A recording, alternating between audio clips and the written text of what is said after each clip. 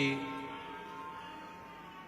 शिवरात्रि कहती है, नवरात्रि कहती है कि हर रात्रि के बाद में एक सुबह आने वाला, उसी तरह हर दुख के बाद एक सुख की घड़ी जरूर आए।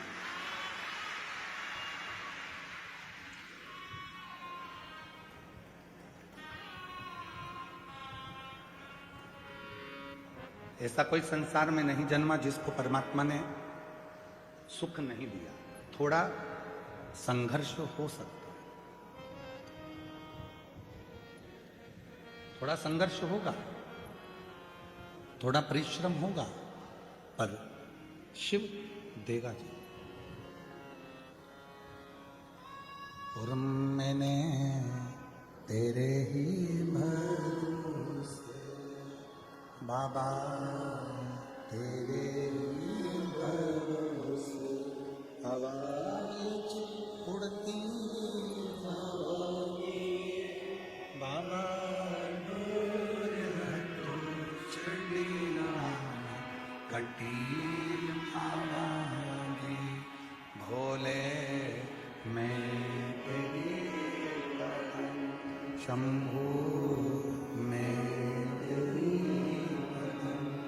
हवा बिच उड़ती जवानी बाबा, डोर हटो चढ़ना कटी भोले मैं तेरी बदन। शिव कथा कहती है, रात्रि आती है तो सुबह भी है। शिवरात्रि हर महीने आती है, हर महीने शिवरात्रि आकर कहती है, और प्रत्येक महीने की शिवरात्रि का अपना अपना एक नियम है।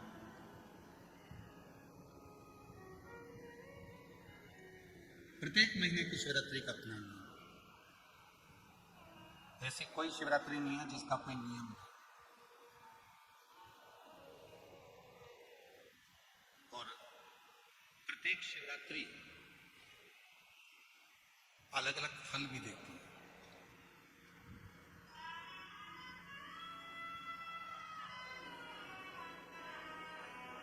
कुछ ना कुछ फल प्रत्येक शिवरात्रि देती है। चलने दे बाबा, बस उसको।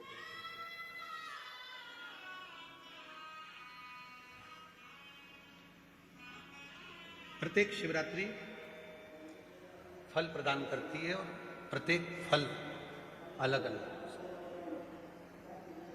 प्रत्येक फल। जैसे महाशिवरात्रि, श्रावण के महीने की शिवरात्रि, कार्तिक महीने की शिवरात्रि, बैसाख महीने की शिवरात्रि।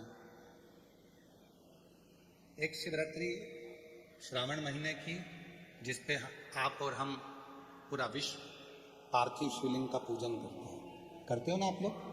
ऑनलाइन जम के तो बोलो, सब करते हैं। ऑनलाइन पूजन पार्थिव शिवरात्रि, उस श्रावण की शिवरात्रि पर पार्थिव पूजन आप और हम सब मिलकर करते हैं। पार्थिव वो श्रावण की शिवरात्रि। यदि कभी मौका मिले तो लिंग पुराण को और शिव महापुराण का अध्ययन करिएगा, पढ़िएगा।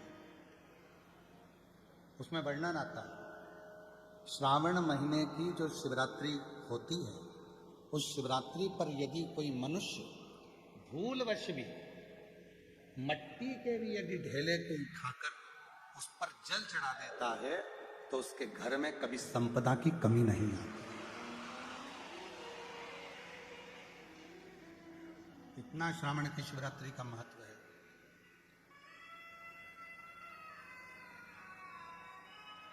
अब दुनिया के लोग केवल महाशिवरात्रि को मानते थे, श्रावण की शिवरात्रि किसी के स्मरण में नहीं रहती। और जब सावन की शिवरात्रि स्मरण में नहीं रहती थी तो वो सावन के महीने में ऐसे ही निकल जाती थी। पर जब से शिव भक्तों ने शिव महापुराण की कथा को सुनना प्रारंभ करा, कथा श्रवण करना जब प्रारंभ किया, तो उनके स्मरण में ये शिवरात्रि की महत्वता आई, और शिवरात्रि की महत्वता आई तो आज पूरे भारत में आप जरा विचार करिएगा, कोरोना महामारी आने के बाद एक एक व्यक्ति को धन से जूझना था, एक एक व्यक्ति को कष्ट झेलना था, क्योंकि कोरोना ने हमारे संपूर्ण विश्व को नीचे की ओर ले जाकर धकेल दिया। पर संपूर्ण देशवासियों ने जब भगवान शंकर की आराधना, एक लोटा जल और श्रावण के महीने की शिवरात्रि की पार्थिव पूजन करी और अपना संघर्ष, अपनी मेहनत, परिश्रम सबने जो करना प्रारंभ करा, तो आज हमारा भारत फिर उन्नति की ओर बढ़ गया।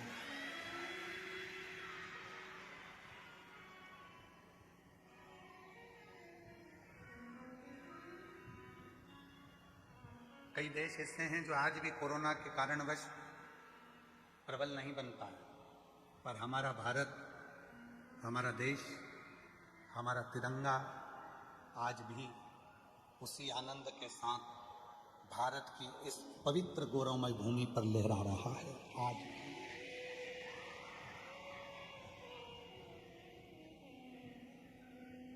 कोरोना के बाद कई देश ऐसे हैं, आप लंका को देख लो, आप अन्य देशों को देख लीजिए जिनकी हालत खराब हो गई कोरोना के।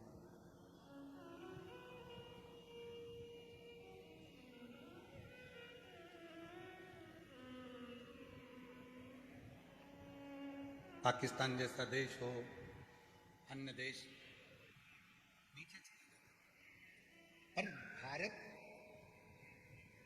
आज भी उसी आनंद के साथ खड़ा है। उसका कारण केवल एक है, आपकी मेहनत, आपका परिश्रम, आपकी लगन और राष्ट्र के प्रति आपका समर्पण और शिव के प्रति आपका विश्वास। भगवान देवादिदेव महादेव के प्रति आपका भरोसा, विश्वास। और शंभु शरणे पड़ी मारो घड़ी रे, दुख काटे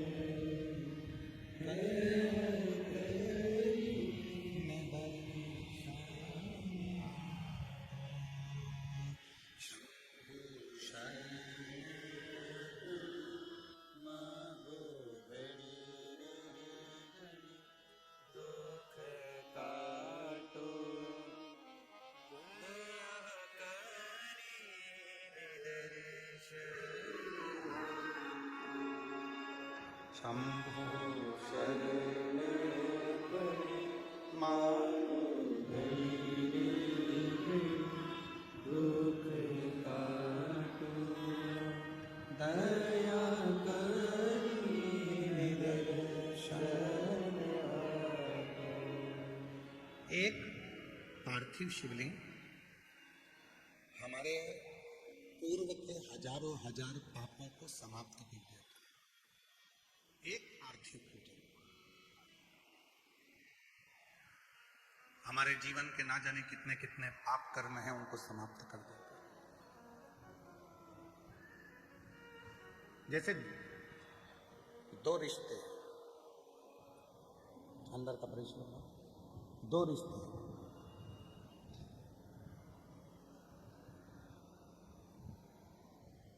एक आपका परिवार से रिश्ता, इसकी एक उम्र होती है।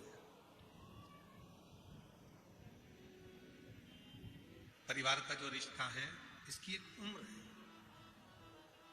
जन्म लिया, रिश्ते बन गए, माँ, बाप, बहन, भाई, बुआ, फूफा, मामा, मामी, मौसा, मौसी, काका, काकी, ताऊ, ताई, नाना, नानी, ये सारे रिश्ते, ये सब रिश्ते, इनकी उम्र है। ये रिश्ते कब तक रहेंगे? जब तक आप जिंदा हैं, फिर ये रिश्ते समाप्त।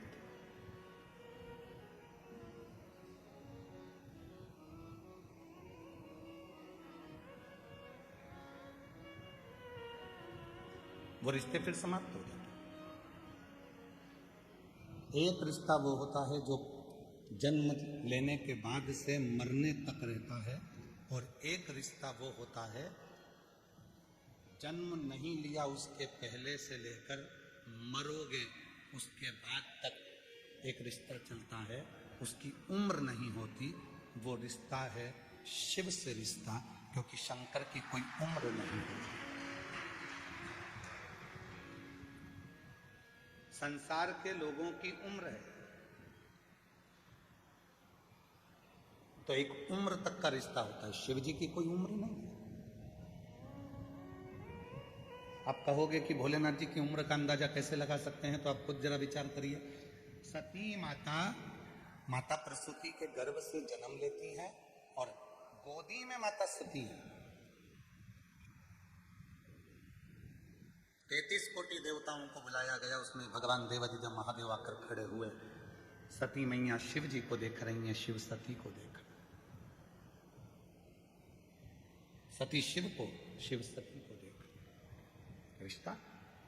अब सती मां गोदी में है और भोलेनाथ जी का विग्रह, भोलेनाथ जी का स्वरूप कितना विशाल, किसने जाना।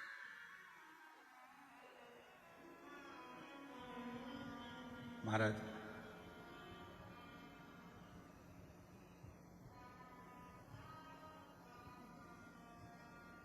जब भगवान देवाधिदेव महादेव का विवाह सती जी के साथ में हो रहा था, तो सती जी से प्रसूति माता ने कहा था, जरा एक बार शिव जी से उम्र तो पूछ ले सती, जिससे तू विवाह करने जा रही है। एक बार उम्र तो पूछ कि शंकर जी की उम्र कितनी है। सती मैया ने शिव जी के सामने हाथ जोड़कर कहा कि आपकी उम्र कितनी है। शिव जी कहते हैं, सती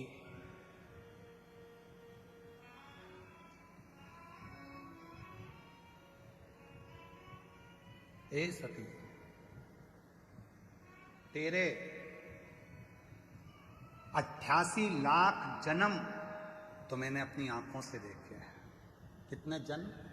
88 लाख जन्म तेरे मैंने अपनी आंखों से देखे हैं, और तेरे पिता के करोड़ों करोड़ों जन्म मैंने इन नेत्रों से देखे हैं। अब तू अंदाजा लगा ले कि मेरी उम्र कितनी। और दक्ष प्रजापति के पिता को भी लेकर आओ, और उनके करोड़ों जन्म मैंने देखे। और दक्ष प्रजापति के पिता दादाजी को भी लेकर आओ, उनके करोड़ों जन्म मैंने देखे हैं।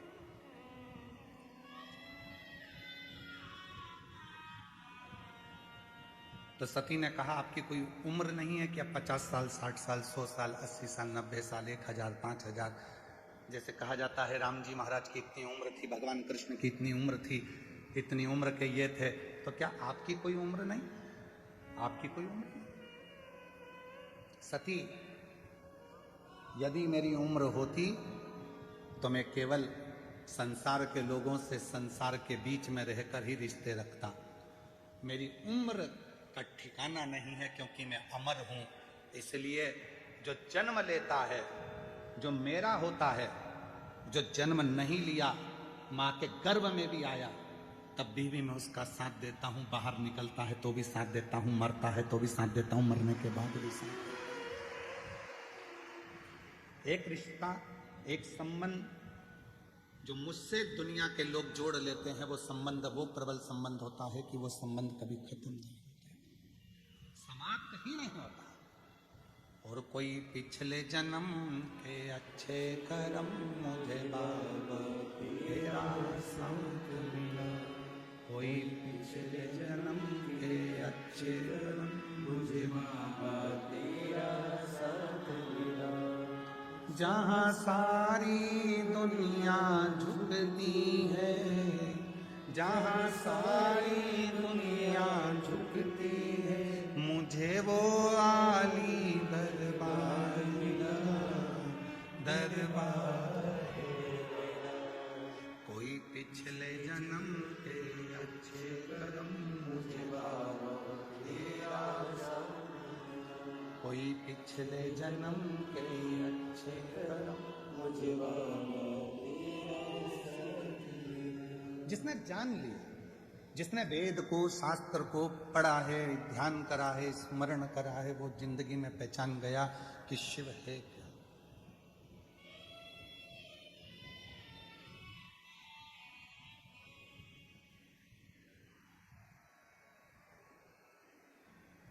महाराज जी, लोग पूछते हैं आप रुद्राक्ष का उपाय बताते हो, दुर्वा का उपाय बताते हो, बेलपत्र का उपाय बताते हो, गेहूं के दाने का उपाय बताते हो, चावल के दाने का उपाय बताते हो, मूंग के दाने का उपाय बताते हो, काली तिल का उपाय बताते हो, काली मिर्च का उपाय बताते हो।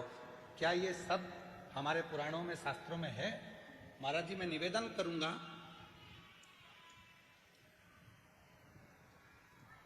फ्रांस के राजा नेपोलियन ने अपनी वाणी में एक शब्द कहा। नेपोलियन ने कहा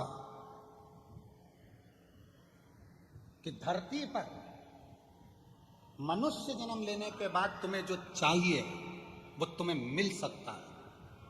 कैसे? बस तुम्हें जो धरती पर चाहिए वो कहीं ना कहीं, किसी ना किसी पुस्तक में हमारे पुरखों ने लिख दिया है। उस लिखे को तुम अनुभव करना चालू कर दो और तुम्हें दुनिया का सारा सुख प्राप्त हो।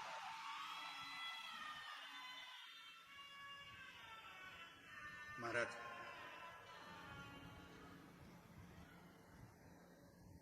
पढ़ना पड़ेगा। पहले टीवी कम थी, पुस्तक ज्यादा थी।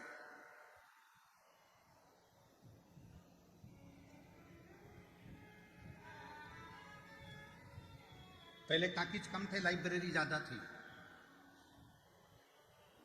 पहले लैपटॉप कम थे, पुस्तकें ज्यादा थी। पढ़ना पड़ेगा। पढ़ो, अध्ययन करो, एक एक पुराण का अध्ययन करो, पढ़ो। और जिस दिन तुमने पढ़ना चालू कर दिया, हम फिर कहेंगे, गीता प्रेस गोरखपुर की सारी पुराणे अपने घर में लिया, रोज प्रतिदिन एक एक पुराण का अध्ययन करा करो कि सियोर वाला बाबा दुर्गा चढ़ाने का बोला है तो कहाँ से बोला है, उसको कौन मिलेगा? अध्ययन करो, कौन सी पुराण से बोल रहे हैं मालूम करो, अध्ययन। सब कुछ लिखा है हमारे वेद व्यास जी ने। पुराणों में ऐसी कोई चीज नहीं है जो पुराणों में या शास्त्रों में वर्णन नहीं करे। 18 पुराण, 6 शास्त्र हमें जो दिए गए हैं, 4 वेद जो हमको दिए गए हैं, अच्छे अच्छे विद्वानों ने अपनी अपनी पुस्तकों में बहुत कुछ हमको दिया है। हम उनको छोड़कर, उसके बाद भी हम अपना सनातन धर्म छोड़कर दूसरे धर्म की पुस्तकों की बड़ाई करें तो चुल्लू भर पानी में डूब मरो।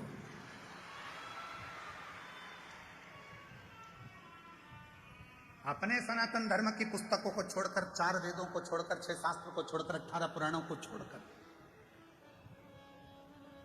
और हमें दूसरा धर्म यदि पसंद आ रहा है कि उनकी उसमें ये लिखा था तो उनके उसमें ये लिखा था तो उनके उसमें ये लिखा था। हमारे पुराणों में, हमारे शास्त्रों में, हमारे वेदों में कम लिखा है।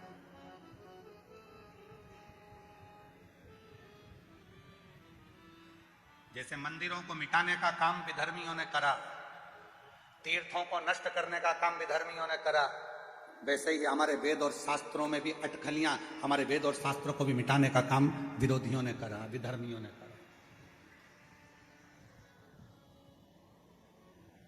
पढ़ता नहीं है व्यक्ति, बस कह देता सियोर वाले महाराज जी ने कहा था, ये करा, वो करा। सियोर वाले महाराज जी ने बोला था कि बेलपत्र को ऐसे चढ़ाना, एक बेलपत्र की डंडी की दिशा की भी मूलता रहती है कि डंडी कहां रखना।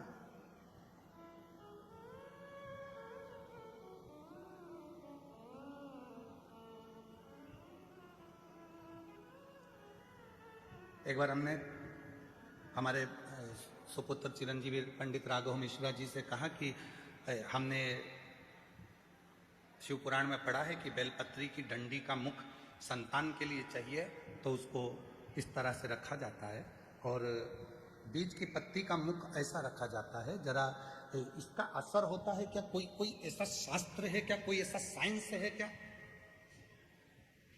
तो हमने कहा तुम्हारे गूगल में सर्च करो, क्या वो साइंस है?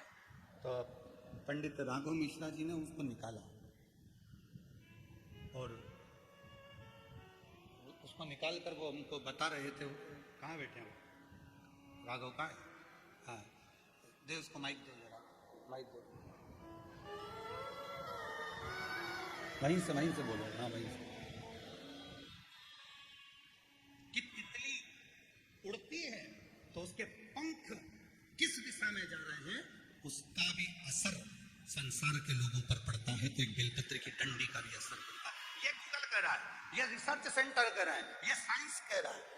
प्रदीप मिश्रा तो बाद में बोला है।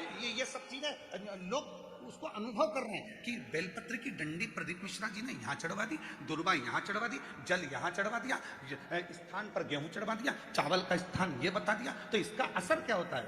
आपने जिसको पढ़ा है क्या कहते हैं उसको? Butterfly effect. साइंस में एक बटरफ्लाई इफेक्ट बताया गया, जिसमें बताया गया कि एक चींटी अगर कन्याकुमारी में चल रही है तो उसका असर कश्मीर में पड़ रहा है। जोरदार ताली बजाकर साथ हो। चींटी कन्याकुमारी में चल रही है तो उसका असर बटरफ्लाई इफेक्ट। ये एक रिसर्च सेंटर ने रिसर्च किया कि एक तितली का पंख भी ऊपर नीचे होता है तो उसका फर्क संसार के लोगों पर पड़ता है। तो हमारी बेलपत्र चढ़ाने का फर्क हमारी जिंदगी में क्यों ना पड़ेगा? बैठ जाइए, सारी बात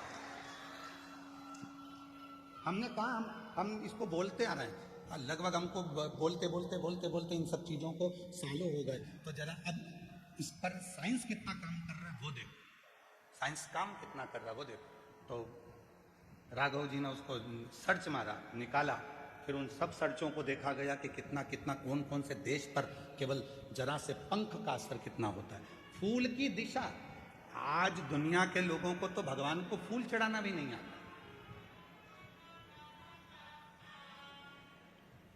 हम आपसे पूछें कि शिव जी को फूल कैसे चढ़ाया जाता है, हम आपसे पूछें कि भगवान को फूल कैसे चढ़ाया जाता है, तो आप फूल दे जरा।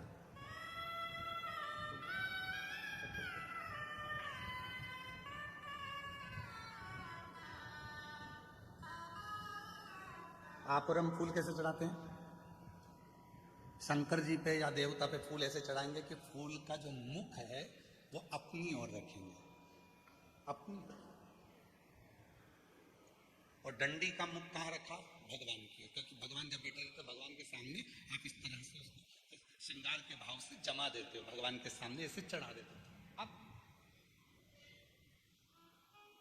भगवान है यहाँ, फूल चढ़ा रहे हो, मुख उधर और भगवान बैठे इधर।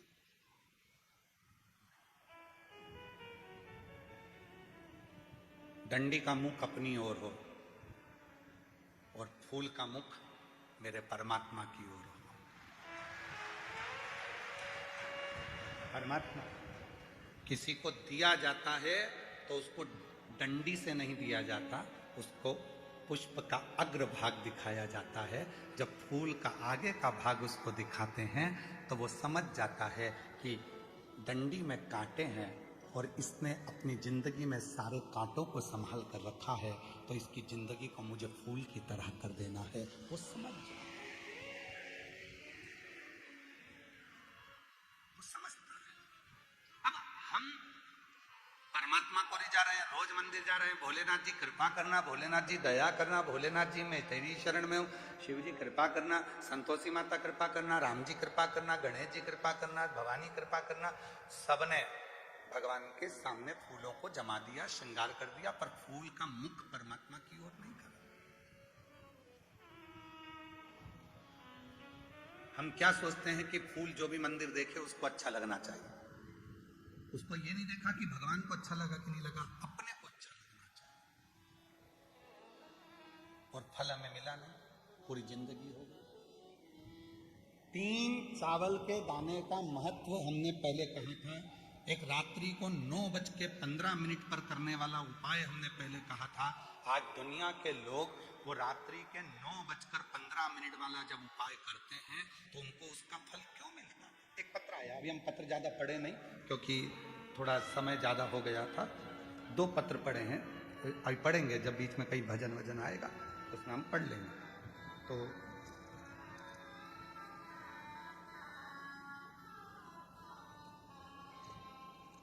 मनीषा पति सुंदरलाल सापले, जिला बड़वानी, मध्य प्रदेश से आई हूँ। कहीं बैठी हैं आप ही हैं, आ जाओ एक बेलपत्र ले जाओ। मनीषा पति सुंदरलाल सापले, जिला बड़वानी, मध्य प्रदेश से आई हूँ। मेरे पति भगवान पर विश्वास नहीं रखते थे। मैं जल चढ़ाने जाती थी तो चिल्लाते थे, मगर कुबेर भंडारी की ऐसी कृपा हुई कि मेरे पति अब मेरे साथ एक लोटा जल चढ़ाने मंदिर जाते हैं। एक लोटा जल की महिमा क्या बताऊं गुरुजी। पति ने विश्वास कब करा, जब मैं अपने पति को जल चढ़ाने के लिए लेकर चली गई। पति की पूरी उम्र निकलती चली गई, 45 साल की आयु हो गई और मेरे पति ने मुझसे शर्त लगाई। तेरा सीहोर वाला बाबा कहता है कि बेलपत्री पर शहद लगाकर चढ़ाकर जाओगे सफलता मिलती है। क्या मेरी 45 साल की उम्र में सरकारी नौकरी लग सकती है? पत्नी ने कहा वो सीहोर वाला बाबा नहीं है, शिव कथा करता है, तो मेरे साथ आप चलो। पहली बार मेरा पति शहद की बेलपत्र लेकर शिव के मंदिर गया। बेलपत्र चढ़ाने का तरीका जो आपने बताया था वैसा की वैसा ही करा और आज मेरे पति की 45 वर्ष की आयु में सरकारी नौकरी लग गई। मैं बाबा को यहाँ धन्यवाद देना चाहूंगा। 45 वर्ष की आयु में मेरे पति की सरकारी नौकरी लग गई। मैं बाबा को प्रणाम करने आई हूं। और दूसरी बात कहना चाहती हूं, आप कहते हो गेहूं के दाने अशोक सुंदरी वाली जगह पर चढ़ाने से वैभव बनता है। मैंने बाबा को गेहूं के दाने चढ़ाए, जिससे 3/12/2025 को बाबा की कृपा से, आज बाबा की करुणा से मेरा खुद का 2 मंजिल का मकान बन गया। मैं बाबा को धन्यवाद देना चाहिए। शिव किसको कहते, शंकर किसको कहते? एक तरीका आपकी जिंदगी में हो